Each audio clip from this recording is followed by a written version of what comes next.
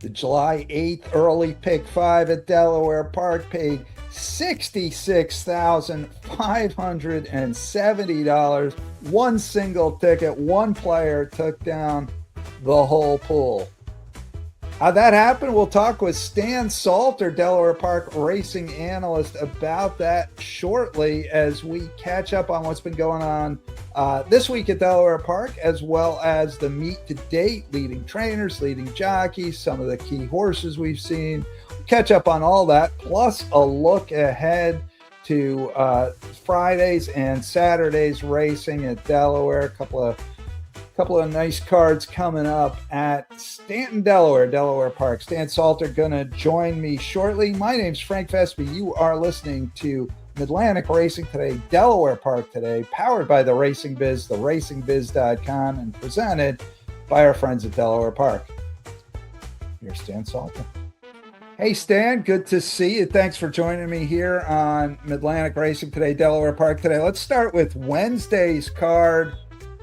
Did you guys burn out all the lights in the tote board? Holy smokes. 13 to 1, or $13, $31.80, $35.40, $49.80, $10.40, $16 payouts all day long prices. Yeah, some monster payouts yesterday. I did something that's hard to do. My early pick five ticket was a $54 play. I went 0 for 5 on that ticket, so that wasn't very good. Luckily, on the late pick five, the one that started race 6, it had to carry over. I did a little bit better on that. I didn't hit it. I was four out of 5 on that one. My key horse, my best bet of the day, that horse won. That horse only paid $3, but at least I did a little bit better on the late pick five. But 0 for 5 on the early pick five. One ticket took it down. It paid $66,570. One ticket took the entire pull down for the early pick five on Wednesday. I dream of being able to do that one day. I did it one night at Rosecroft. They had the little pick five carryover, and it was only about I don't know, 3,000-4,000, and people were only batting a couple thousand into the pick five. Anyway, the pool was around 5,200. And this was my first season going down doing the racing analyst and the TV at Rosecroft. And Tim Ritwell was in Maryland. He gave me some money to play the pick five. And I played like a $400 ticket. And I had some 13-year-old horse Preview the Dream going from a outside post in a previous race to an inside post. Frank Carulli gave me the tip. And I used that horse, and that knocked everybody out of the pool. I took the whole pick five pool down at Rosecroft for about 5,200. That was my biggest score as a racing analyst. So I'd like to take a pull down for 66,000 one day, but I wasn't I wasn't close yesterday. I was 0 for 5. Yeah, some real big payouts. The early pick 4 paid over 10,000 yesterday. Let's see, the late pick 5, the one that had that carryover, that only paid 383. But there was a 4 out of the pick 5 that started race 3. That was a 4 out of 5 payout for 769. That produces a carryover for Thursday, today, the day we're taping the show, in our pick 5 starting race 4. The carryover is over 21,000. And then the pick 5 that started, the pick 5 that started race 4 yesterday, or race 5, 5, 6, 7, 8, 9. Yeah, the one that started race 5, that one paid over 1,800. So yeah, some real big payouts yesterday. There were some horses that were tough to have. Some of those big prices that won, you'd only have that horse on your ticket if you hit the all button, if you can afford to do that. So congratulations! I love to find out and meet the person who hit the pick 5 for 66,000. I'd love to know where they played that ticket from, and get to know them a little bit. And so yeah, it's a big score. And the pick 4. I think we had 2 pick 4s that paid over 10,000 yesterday. So yeah, it was a big day for the punters on Wednesday here at Delaware Park. And the handle was good. The handle was real strong. The handle was around I think 3.3, 3.4, something like that. So anything over 3 million on a Wednesday is really good. And we only had three turf races. It was a 10 race card and only 3 on the turf. So we had some real big handles in some of the dirt races. So thanks to all our fans and bettors for making Wednesday a big day, and thanks to all the horsemen and horses for putting on a great show on Wednesday. We hope to do it Thursday, Friday, and Saturday this week. We run Wednesday, Thursday, Friday, and Saturday all of July. So plenty of live racing opportunities here at Delaware Park this month.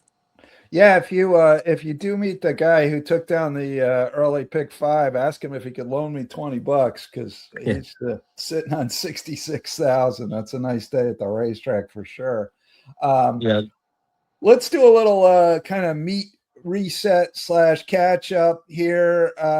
Paco, 20 race lead, 37-17. Julio Hernandez is in second in the jockey standings, but Paco's going to be sitting down for the next 30 days. Just got suspended by the New York stewards for his rough ride at a race up there.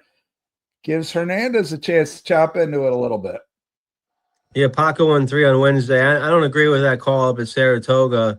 I was watching the TV broadcast on Fox when that 4-horse spill happened it was a Saturday or Sunday at Saratoga. So one day last week. I watched it. I saw it happen in real time. And then I heard the analyst talk about it. Richard Migliori didn't think Paco did anything wrong. He just simply clipped heels with a horse that was in front of him. He wasn't trying to do anything malicious or intentional.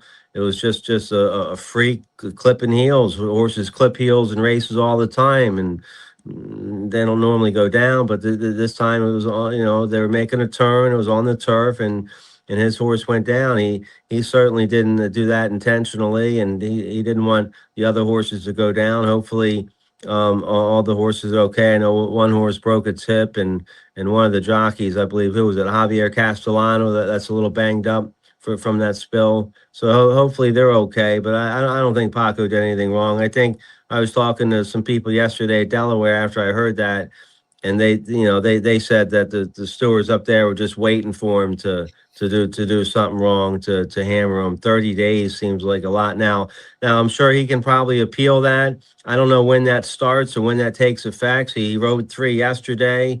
Yeah, so I don't. Do you know when that when that starts or takes effect? I don't. I'm sure he'll appeal it. Yeah, you would think. You would think, and obviously, I mean, Paco's his problem is, everybody's paying attention all the time on him now, and he's not getting away with anything and not getting any benefit of any doubt. So, but he's having an unbelievable meet. Julio Hernandez, good meet, 17 wins so far. Yep, yeah, Julio, he's rolling. He's rock solid. Julio, hard riding. Hernandez, what I call him. He's a friend of mine. He's a nice guy. So yeah, if Paco's going to be down for a few days, I'll give Julio a good chance to make a run at the leading jockey title. Ness, he won 2 yesterday, so he has 31 wins at the meet. Mike Simone having a strong meet. He's your second leading trainer with 10. Greg Compton, he had a nice win yesterday. That was my best bet of the day, the $3 horse. So Compton, he's third with 9 wins. And then you have Gary Capuano with 7 and Michael Stidham with 6. So some top trainers in our top 5 leading trainers right now.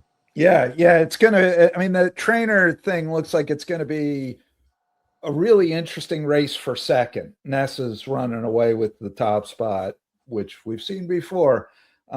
Huge barn, powerful barn. But the race for second's could be really interesting. A bunch of trainers are kind of in that mix, including, as you mentioned, Simone and Compton. I saw Jumping the Gun, runner up in the Delaware Oaks. She had her first work since on Sunday. I can't remember how far she went. Might have been 4 or 5 furlongs, but good to see her back on the work tab. I haven't talked to Andy Simoff since, so not sure where she's pointed next, but talented horse there. Looking forward to seeing where she pops up again. Yeah, they were just letting her stretch her legs. I was talking to her owner, John Guerreri of Imaginary Stables yesterday, him and Simoff, they had a first-time starter, and yesterday Johnny G, who I liked, and the horse ran a little green, finished well to finish fourth. I think he'll run a lot better next time, Johnny G. But the owner, John, said the filly was doing real well, so she handled that work real well and came out of it well. She's doing well, and I didn't ask Andy about it, but Andy didn't mention anything. So sometimes no news is good news. So she's doing well, and he did tell me that him and the owner, Andy and the owner, said the filly's pointing towards the Monmouth Oaks Okay. at Monmouth. So that's coming up. I think that's coming up in to 2-3 weeks time, something like that. Sometime in July. Okay. So she'll be tough. She'll be tough up there. I'm sure that race will draw some top horses from New York and everywhere, and some top barns at Monmouth. But she's doing really well. They gave her that wintertime break to have her fresh for the second half of her 3-year-old campaign, and I think she's peaking. She's in top form. That second she ran in the Delaware Oaks was her best race by far. She ran a 90 by her speed figure that day. So she's a horse going in the right direction. The gun runners, they get better with a little age and distance. Just as Gun Runner did. Yep, just as Gun Runner. Yep. So looking forward to looking forward to jumping the gun in the Monmouth Oaks. Knock on wood. If everything goes well, it's a day by day game. But as of yesterday, she's doing well. Yeah, no, that's good to hear. Yeah, she ran second in the Black Eyed Susan, ran great in that race, and then second again in the Delaware Oaks, ran great in there. Love Your Neighbor, the winner for Stidham in that race, had been really butting heads against good horses, and finally kind of got the job done there. Not yet back on the work tab, so don't know where she's pointed next. Any other anything else stand out to you about the meet so far, Stan? No, just the handle's been real strong. The handle's up a pretty good number.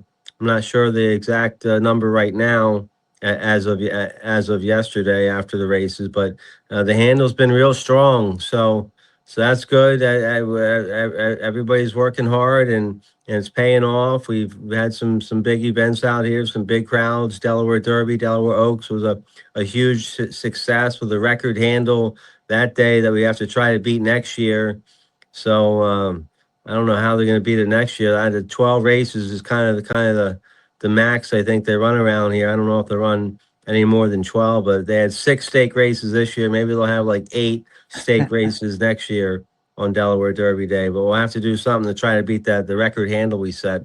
So yeah, just thanks to all our fans and bettors for making it a record-setting meet so far. So that's the big story right now is the handle. Not a lot of racetracks. The handle's going down. The purses are going down, and our purses and handles been going up for the last 3-4 years now, and it's especially up this year. Yeah, you guys are bucking the national trend. Handles down, I think, around 4% for the year nationally, and Delaware bucking a trend there with strong handle so far in 2026. Lots of racing still to come. So, Stan, let's take a look at Saturday if you got a minute, Stan, and see what you think about that. Another 9-race card on the docket Saturday. I kind of only 8. Sorry, only 8. We got 9. We had 10 Wednesday, 10 on Wednesday, 9 on Thursday and Friday. Only 8 on Saturday. So we have like a half day. We'll be at the beach by happy hour time. You're living the good life up there. So what the heck was I looking at? Boy, I made extensive notes on a day that I don't know what day I made them on. Oh, no, it's this day. All right. Never mind. Saturday. Yeah. 8-race card. What you got for me? Have you looked at the pick 5 or no? Well, I looked at the 2 turf races. They're 2 big fields, so we can we can tackle them a little bit. Race 5 is a 16,000 starter allowance, optional claiming 16,000 for 3-year-olds and upward. Never won 3 mile and a 16th on the turf. Mark Schumann has a horse in there. The 3 Honor Mags with Cipriana Gill named to ride. This horse won on the Delaware turf back on June 4th in a 16,000 starter allowance 2-life race that day, 72 buyer speed figure. So that horse is in good form. The 3 Honor Mags might be a decent price in there as well. Trainer Suzanne Satinius won a race here Wednesday at Delaware Park for owner and breeder Richie Blue Jr., one of her top clients. He's a long-time owner and breeder down in Maryland. I love seeing his yellow and brown silks up here at Delaware Park, and they won a race together on Wednesday. So congratulations to Richie Blue and trainer Suzanne Sustenius, who's been doing well as a trainer. I guess she kind of took over for Ann Merriman. I guess did Ann Merriman officially retire from training? I haven't seen her run any horses in a while, and it looks like they all run for Suzanne. Yeah, it seems that she has retired. Yeah, she hadn't run a horse in forever. She still owns some of these, and And they she's got, work together, Suzanne yeah. and so.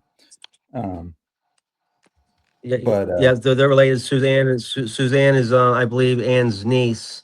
So they're family, and Suzanne's done a nice job. I remember when she was just galloping horses for Ann and Holly Robinson, and so she's paid her dues and doing well as a trainer. So she has a 4. Oh, what a night in race 5 on Saturday. Kevin Gomez named to ride. That horse ran a decent second on the turf last time at Laurel. Only a 61 buyer speed figure, so you might get a decent price on that horse. The 6 Tool Pusher for trainer Michelle Castillo. The Barnes won 3 races at the meet. Kevin Gomez also named on this horse, so Gomez named on 2 horses. Tool Pusher was just second on the turf at Mountaineer last time. Just ran an okay 4th, 2 back at Delaware. I don't think I'm too crazy about that horse. Trainer Jamie Ness, I believe, has 2 in here. Yeah, Ness probably has the favorite, the 8 Fridays with Murray, with Gonzalez, M. Gonzalez named to ride. He's 0 for 6 here to meet. I'm not familiar with that jockey, and he didn't ride the horse last time. But Fridays with Murray will probably be one of the favorites in there. He's been 3rd at this level the last 2 times on the Delaware turf, so with a couple 73 buyer speed figures. So he's running consistently well, hitting the board. So he'll be one of the favorites. He'll be tough to beat. The 8 Fridays with Murray, he'll be right there. The 9 Al Rashik for trainer Victor Carrasco Jr. with jockey Jose Batista named to ride. Al Rashik was a real sharp winner last out at Delaware Park, June 20th. That was a starter allowance 2-life. He sat off the early pace and then made a big middle move and crushed him 1/4 that day with a 73 buyer speed figure. So the 9 Hour Chic will be tough in there.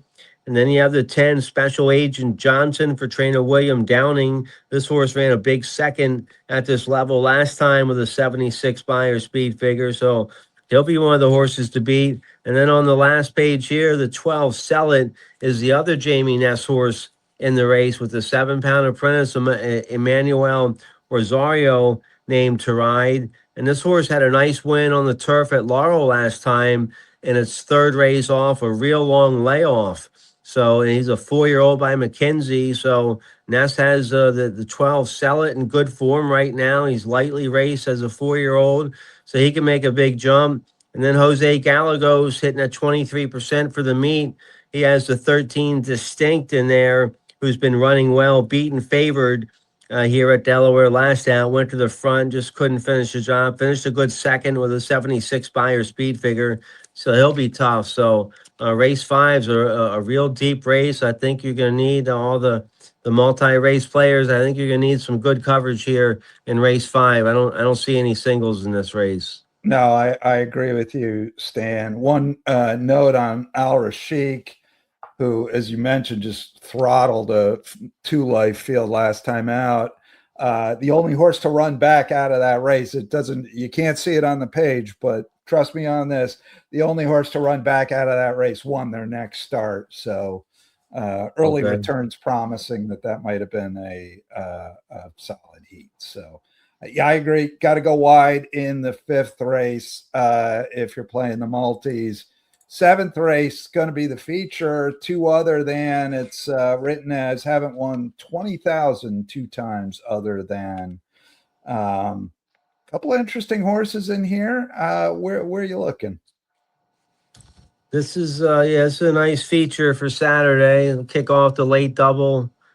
First horse that caught my eye was the 4 Allison Park for trainer Patrick McBurney, 6-year-old mare by First Samurai. She was a sharp winner on the turf at Monmouth, going 5.5 late May this year. That was her second race back after having the winter time off, and she ran a 69 buyer with that win.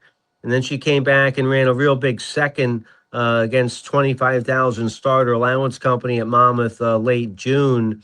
Went to the front, just got beat a length, finished second, ran an 81 buyer speed figure. That's her lifetime best number. So she just made a big jump, and that was her third race back this year after having a long winter break.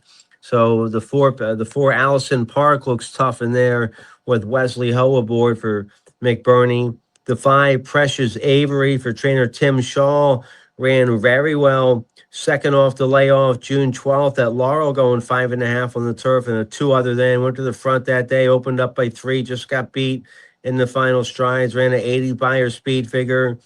So that horse is tough. Trainer Cal Lynch has a horse, and this horse might be a little priced too. The 6 Stopwatch for Running More Racing, and Cal Lynch coming off the layoff, making her 4-year-old debut. She hasn't run since last November. She's by Not This Time, who's a Giants Causeway stallion who stands for 250,000 in Kentucky. That happened pretty quick. I mean, it seemed like just yesterday he was standing for $150. Now he's standing for 250.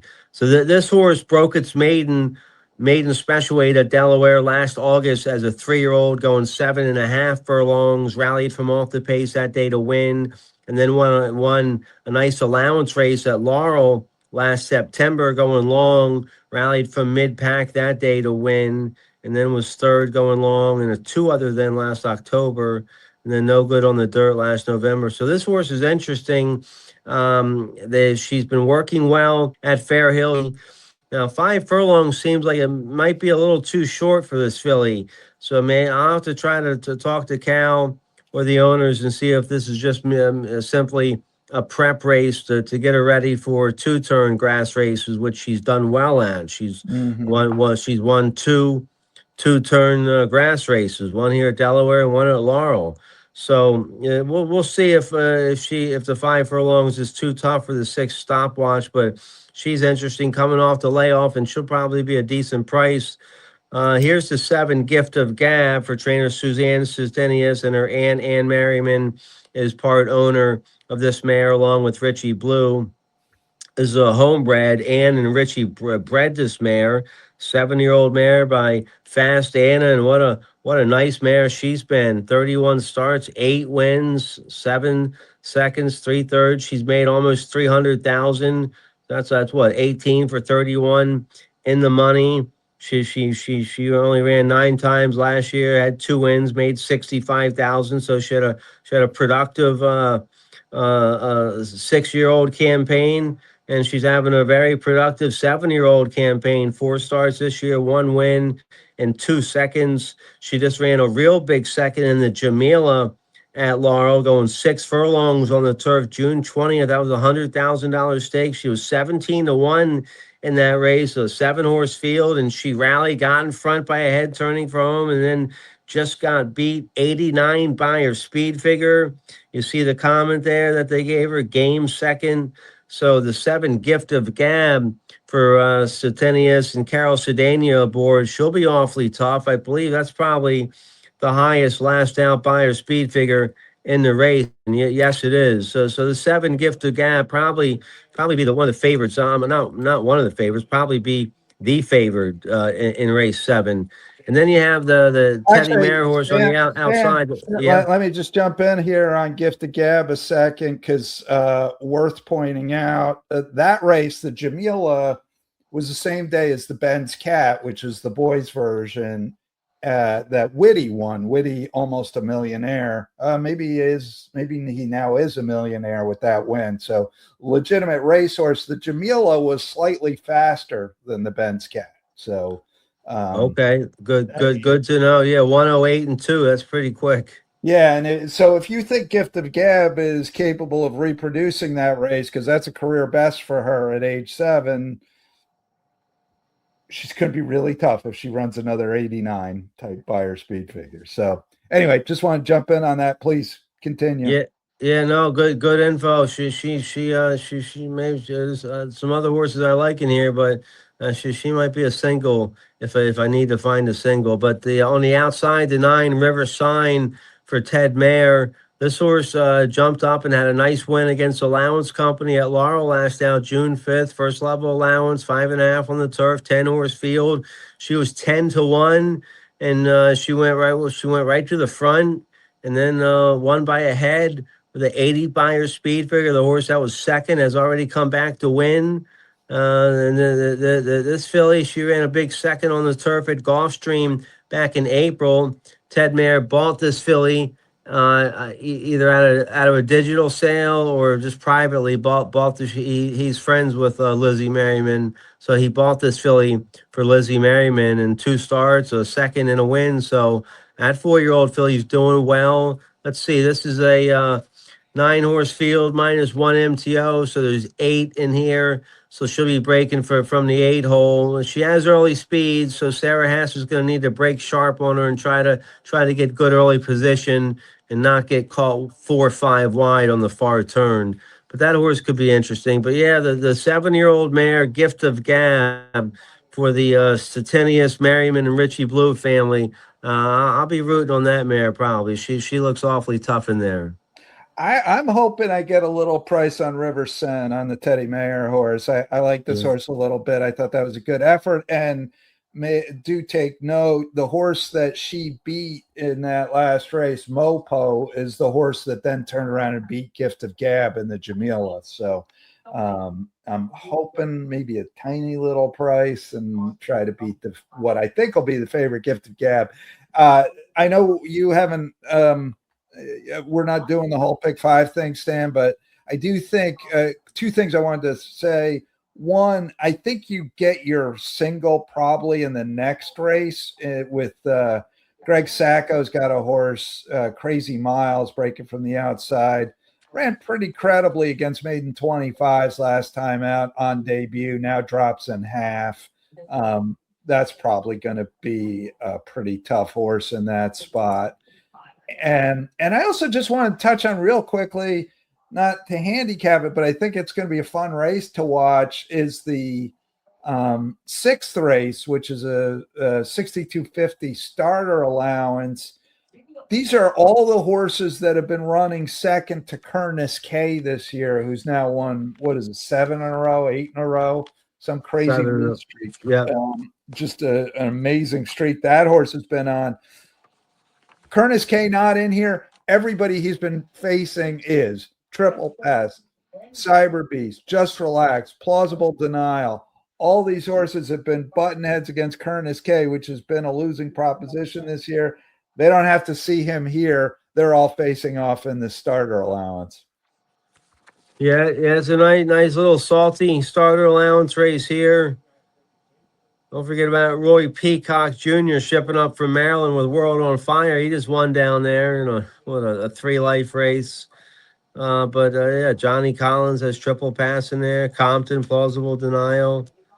Yeah, some nice horses in there. Pit Stop Man. Simone has Just Relax in there. Yeah, it's a nice race. That's what we have, 7 in there. That's a nice little starter allowance. I don't know who I like yet. I'll have to handicap it some more, but that'll be a nice race and all the multi-race sequences. Yeah, it'll be fun, and I'm sure everybody said, "Thank God we don't have to see Curtis K yet again in this spot." So, so that should be a fun one. It's a pretty fun sequence. I mean, we just just looking at like that race, you're going to be able to make a case for a few. We talked about the 6th race with now I'm getting my numbers all screwed up here, but that is the 6th race. We talked about the 5th race with Fridays with Murray and Al Rashik and others. Talked about the 8th race, the Gift of Gab and River Sen. So pretty interesting sequence coming up. Late pick 5 on Saturday. When do we get back to stakes action? It's happening in a week or two, right? Yeah, I think next Saturday, a week from this Saturday, we have some more stakes races coming up. And there's one coming up on a Thursday, I think. I want to say it's like the 23rd. Yeah, I can grab my condition book right here. We just had the Kent and the Christiana. The next stake is closing this Saturday. That's the Dashing Beauty Stakes, and that's going to be on. That's going to be Thursday, July 23rd. So I was wrong. It's not next Saturday. That's going to be Thursday, July 23rd. The Dashing Beauty Stakes. That's a black type, 150,000 filly mares 3 and up, going 6 furlongs, and then that Saturday of that week, July 25th, we have the $75,000 Peach Blossom Handicap, restricted to Delaware bred or certified filly mares 3 and up, 7.5 on the turf. And then for the boy division of that will be Saturday, August 1st, the $75,000 Sussex Handicap, restricted to Delaware bred, certified 3 and up, 7.5 on the turf. So, all right, so the Dashing Beauty Stakes is our next stake race on Thursday, July 23rd. All right, looking forward to that. July 23rd, the Dashing Beauty, a little Thursday tilt. Fun fact, Stan, Chris Sobosinski turned me on to this. I don't know if you know this. There is a Delaware bred racing at Delaware Park. It's the only Delaware bred of the class of the 2023, I believe. So a 3-year-old. All right, good stuff. Lots of Delaware certified horses. I was talking with Vinny Muscarelli yesterday or the day before. I think they've been doing around 370 a year, Delaware certified the last few years. So lots of those around. Not so many Delaware breds. So kind of cool to see one. Good luck today. All right, thanks, Talk Frank. to you next week. Talk to you next time. Thank you. Thanks to Delaware Park on-air analyst Stan Salter, and thanks most of all to you for watching, listening, and we hope liking and subscribing. We really appreciate it when you do that, and it does make a difference, so please do it if you have not. Thanks so much for joining us here on Midlantic Racing Today, Delaware Park Today, powered by the Racing Biz, theracingbiz.com, presented by our friends at Delaware Park Racing and Casino. We're going to be back with 2 episodes of Midlantic Racing Today next week. In the meantime, you can catch the archives on theracingbiz.com. My name's Frank Vespi. Thanks for joining us. Have a great week, everybody. We'll catch you next time.